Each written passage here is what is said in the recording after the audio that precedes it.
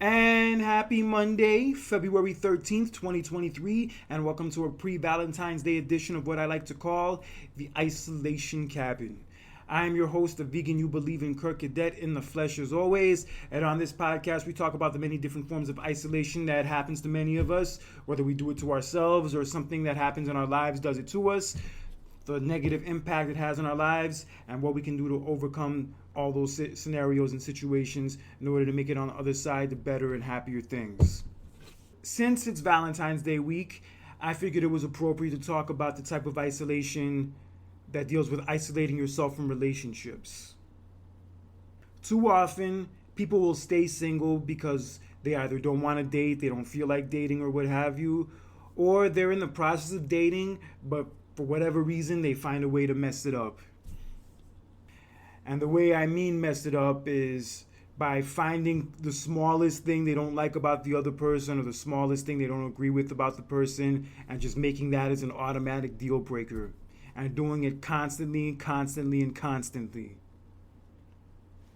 I see it happen with men, I see it happen with women, and it's a form of self-sabotage. I hate to say it, but that's pretty much what it is.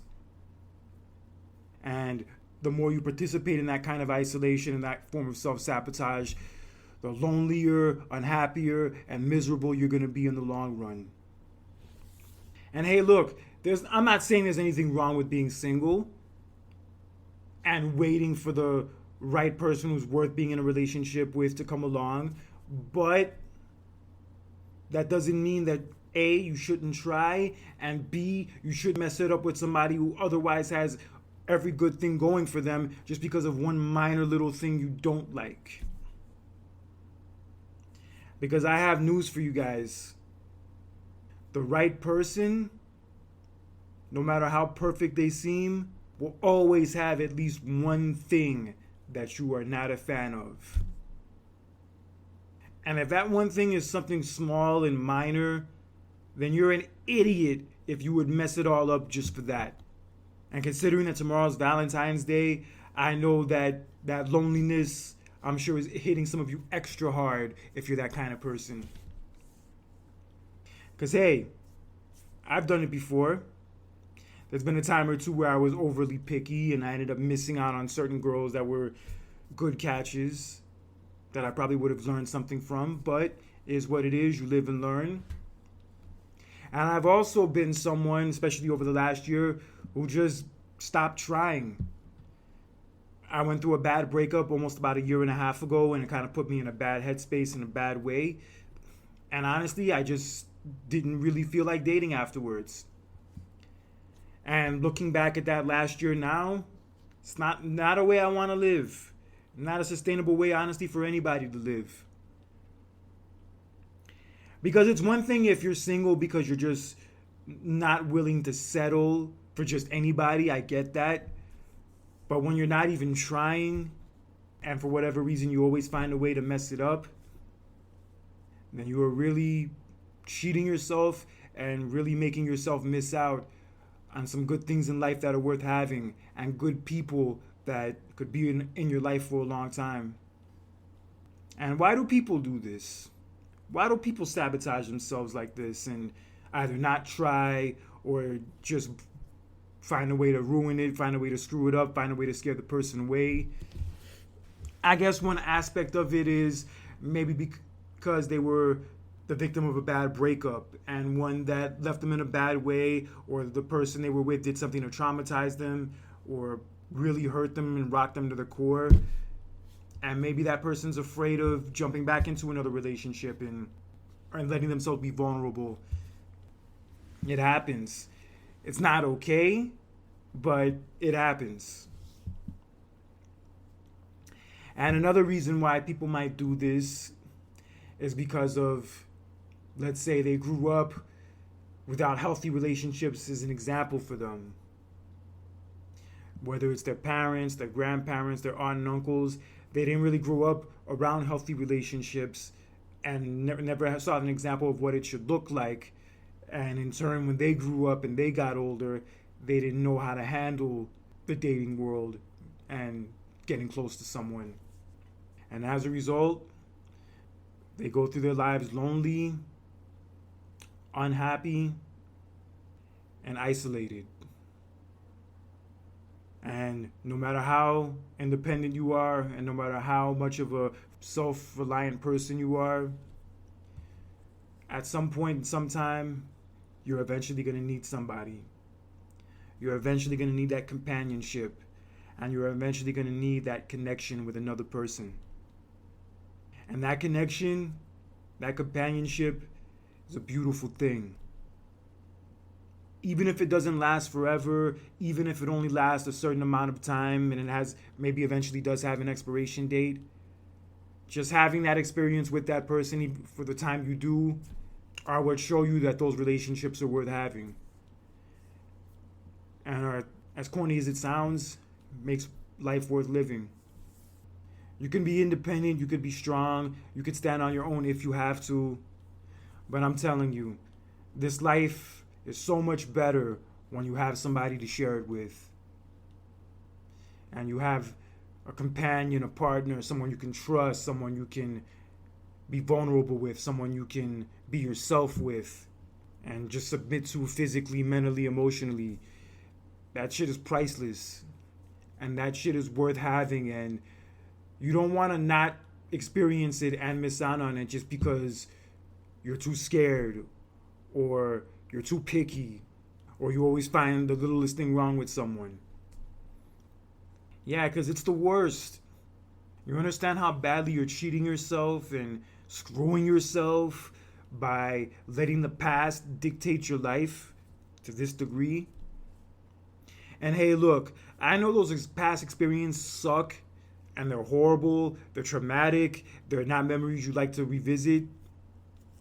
But if you let them dictate your life to the point where you're ruining any potential relationship that comes across your way, you're letting those past experiences win. And they don't deserve that. They don't deserve that kind of power and strength over you. And you don't deserve to miss out on relationships and miss out on good things and good experiences with other people, whether it's physical, whether it's intimate, whether it's everything in between.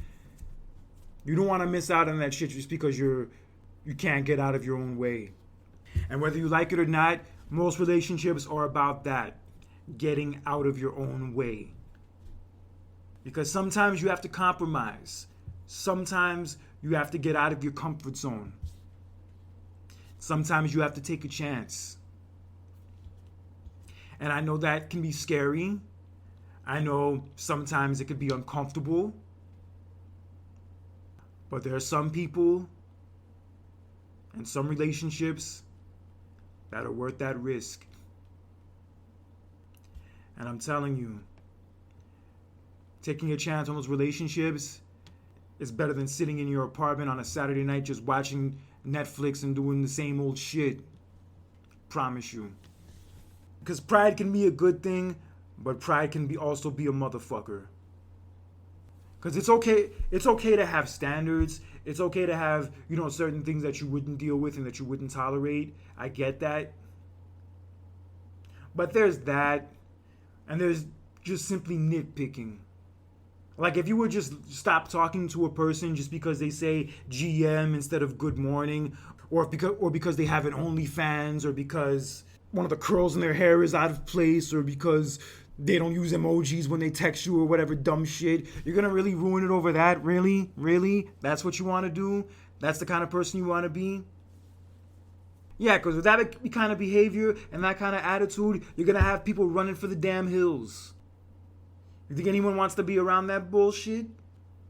Yeah, because honestly, that kind of behavior reminds me of when little kids don't like to eat their vegetables. And when you get older, you realize that those vegetables are actually good for you. So you're going to be a 5-year-old and not eat your vegetables, or you're going to be a grown adult and do what you need to do in order to be happy and live healthy. So what can you do to overcome these things and overcome these obstacles, if you want to call them that? Well, the one thing you have to do, in addition to what I mentioned a few minutes ago about getting out of your own way, is also taking a chance. If there's one thing I've learned, is that if you want any shot at being with anybody, You have to put yourself out there. You have to try. And hey, it might not always work. You might go out with the person and you might not hit it off. You guys might not have any chemistry. That shit happens, but you're not gonna get any closer to finding anyone or to have any success in this dating world if you just don't try. Yeah, 'cause I went through that in the last year. I didn't try. I admit that, and it wasn't the last year of my life. Not just because of that, but that was a part of it. Just wasn't the greatest, and it's not a way I would ever want to live again. And if I could help any of you in not living your lives that way as well, then I'm doing my job. Yeah, because once you find that somebody that's good company, that you vibe with, you have a good time with, you're attracted to, and in some ways just can't stop thinking about, it's worth the wait. It really is. It's worth the wait. And dating can be a scary thing. I get that it can be a scary thing. And frustrating and aggravating. But I've also learned that there's a lot of good and a lot of great life experiences on the other side of that fear, other side of that comfort, the other side of that overly pickiness. Beautiful thing to have somebody like that you can lean on. And you shouldn't settle for just anybody. That person should be someone you genuinely have that with. But just don't miss out on it just because it's not 100% the way you would have imagined it. Because at the end of the day, it never turns out that way. It's never going to turn out 100% the way you plan it in your head.